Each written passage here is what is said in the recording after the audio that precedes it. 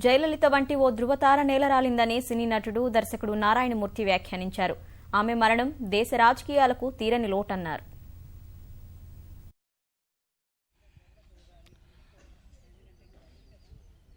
ఆవిడ కన్నడమా, తమిళమా, తెలుగా, మలయాళమా, హిందీ అని కాదు, భారతదేశంలో అన్ని భాషల్లోనూ వారు అనర్గళంగా మాట్లాడగలరు, అమోఘంగా నటించారు, ఒక నటీమణిగా చరిత్ర సృష్టించారు. అంతేకాకుండా ఒక ఎంజీఆర్ వారసురాల్లాగా రాజకీయాల్లోకి వచ్చి ఆమెకంటూ ఒక ముద్ర వేసుకొని ఒక తమిళనాడుకే పరిమితం కాకుండా భారతదేశపు రాజకీయాల్లో సాగించిన ధీర వనిత ఆవిడ. వ్యాసమహానుభావుడు మహాభారతంలో చెప్తాడు, అతిరథుడు మహారథుడు ఇలాగని. ఆవిడ నిజంగా ఒక మహారథి, ఆవిడొక యోధ, ఒక ధీర వనిత. యోధాని ఎందుకనాలంటే ఆవిడలో దయాగుణం ఉంది, దానగుణం ఉంది, ధీరగుణం ఉంది, ధర్మగుణం ఉంది. అన్ని రకాల్లోనూ కూడా ఆవిడకంటూ ఒక ప్రత్యేకతను ఏర్పరచుకొని తాను నమ్మిన దాన్ని, తను అనుకున్న దాన్ని ఎన్ని అవమానాలు భరించినా మళ్ళా విజృంభించి సక్సెస్ అయ్యి మళ్ళా కౌంటర్గా పగ తీర్చుకొని నేను అనే దానికి నిర్వచనంగా మిగిలిపోయిన ఒక మహారాణి Jayalalithaa. The best human being is the best communist అంటాడు మార్క్స్.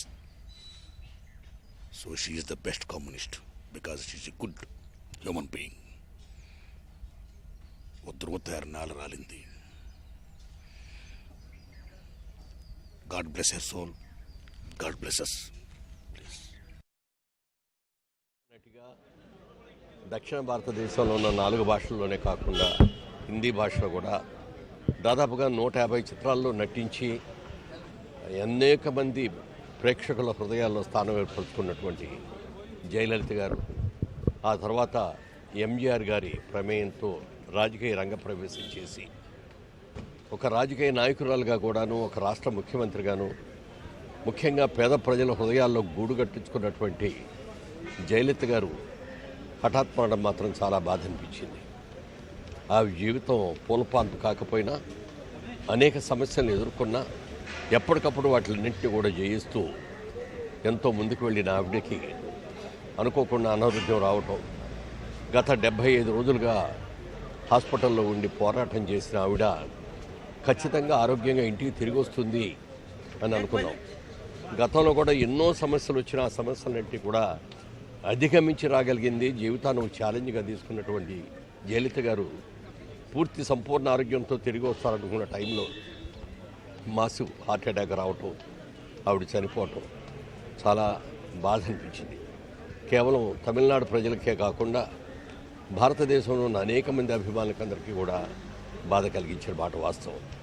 ఒక రాష్ట్ర ముఖ్యమంత్రిగా పేద ప్రజల యొక్క అనేకమైనటువంటి సానుభూతిని పొంది పేద ప్రజల కోసం అనేక సంక్షేమ కార్యక్రమాలు పెట్టి, ముఖ్యంగా అమ్మ క్యాంటీన్ కానీ, అమ్మ ఉప్పు కానీ, అమ్మ పేరుతో వైద్యం కానీ ఎన్నో రకరకాలుగా ఎన్నో సంక్షేమ కార్యక్రమాలు చేపట్టిన అమ్మ ఇక లేరు అని అంటే చాలా చాలా బాధగా ఉంది. ముఖ్యంగా తెలుగు సినిమా రంగంలో ఒక వ్యక్తిగా తెలుగు సినిమా రంగం తరఫున, అలాగే ఆంధ్రప్రదేశ్ ప్రభుత్వం తరఫున కూడా ఆవిడకి నివాళులు అర్పిస్తున్నాం. ఈ సందర్భంగా ఒక చిన్న పాటలో ఉన్న పదం గుర్తుకొస్తుంది. తెలుగులో అయ్యయ్యో బ్రహ్మయ్య ఇంత అన్యాయం చేశావేమయ్యా అని ఓ పాట ఉంది ఆవిడ మీద, నాగేశ్వరరావు గారి మీద, ఆవిడ మీద.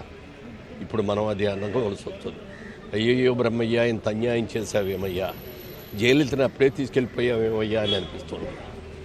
కనీసం ఇక్కడ కాకపోయినా, భూలోకంలో కాకపోయినా, స్వర్గలోకంలో అయినా సరే తన అభిమాన నాయకుడు, సినిమా నాయకుడు, రాజకీయ నాయకుడు, తన అత్యంత ప్రీతిపాత్రుడైన ఎంజీఆర్ గారితో అన్న ఆవిడ అక్కడ ప్రశాంతంగా జీవితం గడపాలని మనస్ఫూర్తిగా కోరుకుంటూ ఆయన ఆత్మశాంతి కలగాలని కోరుకుంటున్నాను.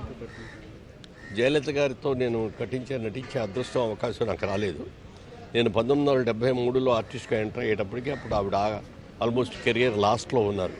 డాక్టర్ బాబాది జరుగుతున్నప్పుడు షూటింగ్ 1-2 సందర్భాల్లో సినిమా నటిగా కలుసుకొని మాట్లాడుకునే అవకాశం వచ్చింది తప్ప ఆవిడతో కలిసి నటించే అదృష్టం మాత్రం నాకు రాలేదు.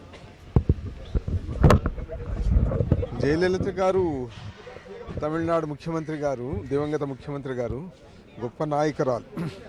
ఆమె పురస్చితలో అనే దానికి నిజమైన అర్థం చెప్పినటువంటి మహానాయకురాలు, ఒక విప్లవ నాయకురాలు అనే దానికి సరైనటువంటి పదం వాడినారు ఆమె గురించి వర్ణించడంలో. గొప్ప నాయకురాలు, గొప్ప అడ్మినిస్ట్రేటర్ కూడా, పరిపాలనా దక్షురాలు.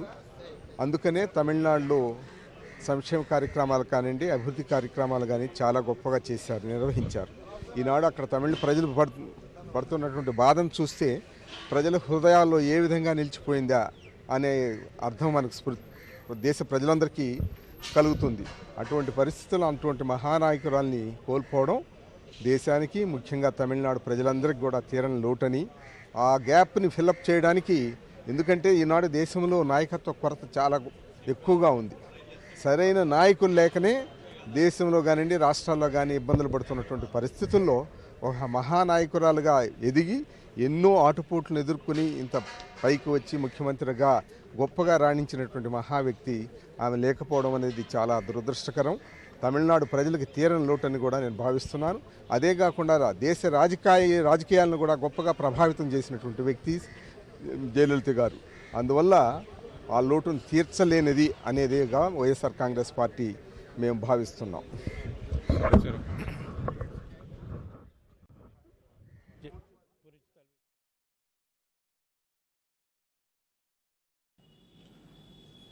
నాకెప్పుడు ఏమనిపిస్తుందంటే, ఒక స్త్రీ శక్తి, అది ముఖ్యంగా జయలలిత గారు ఎంత స్త్రీ శక్తి అనంటే, కథానాయకులు ఎంజీఆర్ గారు, ఎన్టీ రామారావు గారు, రొనాల్డ్ రీగన్ ఇలాంటి వాళ్ళందరూ ప్రజానాయకులు కాకుండా కథానాయికలు కూడా ప్రజానాయకులు అవుతారు అని నిరూపించిన, మామూలు నిరూపించడం కాదు, 6 సార్లు ముఖ్యమంత్రినిగా ఆవిడ ప్రమాణ స్వీకారం చేసిన ఒక గొప్ప ధీర వనిత. నిజమే, మనిషి ఒంటరిగా పుడతారు, ఒంటరిగానే పోతారు. అది వారిని చూస్తే మనం నిజంగా తెలుసుకోవాల్సిన నిజం. అయితే ఎవరున్నారు అనంటే ఎప్పుడూ చెప్తారు, చివరికి వెళ్ళిపోయేటప్పుడు ఎంతమంది మనతో ఉన్నారు అని ఆలోచిస్తే, ఈవేళ మొత్తం కంట్రోల్ చేయలేనటువంటి ఒక ప్రజలు, ప్రతి వారు కడసారి ఆవిడని చూడడానికి వస్తున్నారు అనంటే ఆవిడ మీద ఉన్న ప్రేమ అక్కడే తెలిసిపోతుంది మనకి. దానికోసం మన మీద ప్రేమ కావాలంటే సొంత వాళ్ళే ఉండక్కర్లేదు, ఎవరైనా సొంత వాళ్ళని చేసుకోగలము అని చెప్పిన ఏకైక వ్యక్తి జయలలిత గారు. ఇవాళ వారి హఠాన్ మరణం నిజంగానే మనందరికీ ఎంత లాసో నాకు తెలుసు. ఎందుకు అనంటే, కేవలం తమిళులకు మాత్రమే కాదు, మన తెలుగువారికి కూడా ఆవిడ ఎంతో ఆత్మీయమైన ఆడపడుచు. ఆవిడ తెలుగు అంటే ఎంత ఇష్టమో, ఆవిడ తెలుగు ఎంత బాగా మాట్లాడతారో నాకు తెలుసు. ఈ మధ్య మీ అందరికీ ఒక విషయం చెప్పాలి.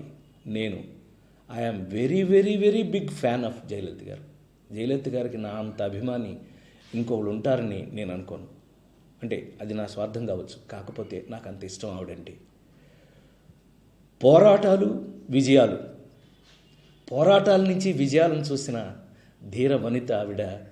మాకు సినిమా నటిగా ఆవిడ ముందు ఉంది అనంటే నేను ఆవిడ కడుపున పుట్టకపోతే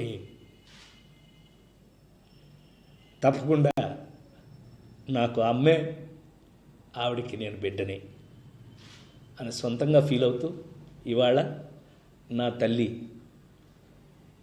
చనిపోయిన సందర్భంగా మేము మూవీ ఆర్టిస్ట్ అసోసియేషన్ తరఫున ప్రస్తుతం నేను ప్రెసిడెంట్గా ఉన్నందున మూవీ ఆర్టిస్ట్ అసోసియేషన్ ఆఫీస్లో అమ్మ ఫోటో పెట్టి మేము మా కార్యక్రమాల్ని మేమందరం కూడా మాకు చేతనైనట్టుగా, ఎందుకంటే మా ఇంట్లో ఒక వ్యక్తి, మా ఇంట్లో మా అమ్మ చనిపోయింది కాబట్టి ఆ సంబంధించిన కార్యక్రమాల్ని మేము చేస్తున్నాం.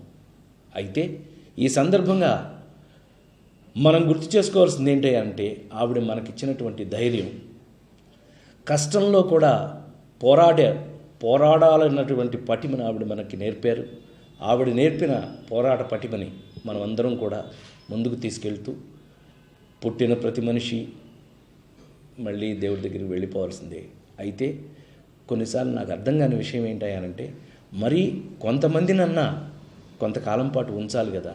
ఎందుకనంటే మరి 68 ఏళ్ళకి మరి తొందరగా అమ్మ వెళ్ళిపోయిందేమోనని బాధపడుతూ, ఏది ఏమైనా అమ్మ నీ బిడ్డలుగా మేమందరం కూడా నీకు పోయినోళ్ళందరూ మంచివాళ్ళు, ఉన్నోళ్ళు పోయినోళ్ళ తీపి గుర్తులు అని అనుకుంటూ నిన్ను మనసులో ఎప్పటికీ గుండెల్లో ఉంచుకొని మిమ్మల్ని ఇదే ప్రేమ ఆదరణతో మేము ఎప్పటికీ మిమ్మల్ని మర్చిపోలేము అని మరొకసారి గుర్తు చేసుకుంటూ, కథానాయకులు, ప్రజానాయకులు, కథానాయిక ఆవిడ మరిచిపోలేని ఒక మహాద్భుతమైనటువంటి శక్తి, ఆడదారి శక్తి ఎంత గొప్పది అని మరొకసారి నిరూపించినటువంటి జయలలిత గారికి, మా అమ్మకి మరొకసారి ఆవిడ మనస్సు శాంతించాలని, వారికి అద్భుత స్వర్గ సుఖాలు కలగాలని నాకు తెలిసిన దేవుళ్ళందరినీ మొక్కుకుంటున్నాను.